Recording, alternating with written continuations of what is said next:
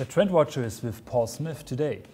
So, hello, your name is Paul Smith? Hello. Or should I say, hello, sir, Sir Paul?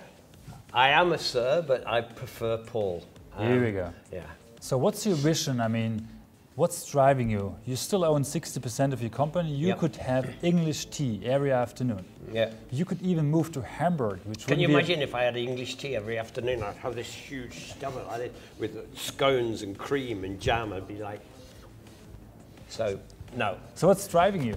Love of life. The love of life. It's great. Every day is a new beginning. And so when you wake up in the morning, it's you know, we're here on the earth for quite a short time, and I just think it's so important to enjoy every day, be positive, be intrigued by things, curious, looking, checking. It's fantastic. Can we franchise this Oh, way of thinking? wow. That would be wonderful, wouldn't it? If we could do that, because all we have to do is look at the news on the television or on our iPads and realize how much stupidity and horror there is in the world, and how people are so awful to each other. If we could bottle my spirit, that would be great, huh? Fantastic. This first job was maybe the size of two of these tables. That's right, yeah. Now you're running an online shop. You're running more than 130 outlets. Yeah. Every shop is different. Yep, this one. What's the common element, and why so much effort? Effort is free of charge.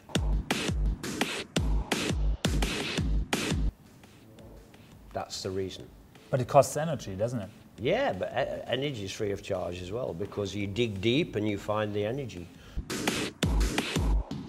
And energy is self-promoting, so if you have good energy, it just gets better and better. And what's your vision about fashion? I mean, some of your competitors are doing semi-naked competition, meaning that you go into a shop almost naked and you can take everything you can wear. Oh, where's that shop? Let's go now. Where is it? Here. Let's get out of here. But what about Louis Vuitton? They're burning unsold bags for pricing and branding reasons. Is this fashion or is this crazy? To be frank, I never think about the other guys at all. I just do my own thing. I mean, I didn't know about the naked thing.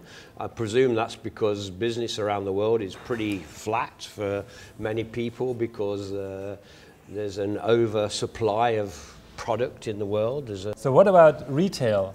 I mean, nowadays we talk about everywhere commerce, like a hybrid between online and offline. What's retail in the future? The key point for me about shops is that I love to make them individual and different. So I hope that the experience of coming into a shop is just special. And the thing about online is I completely understand it, I have no problem with it, but you can't, you know, you can't touch the fabric, you can't have a conversation, you can't sit down and check these 1960s chairs out, which are for sale actually.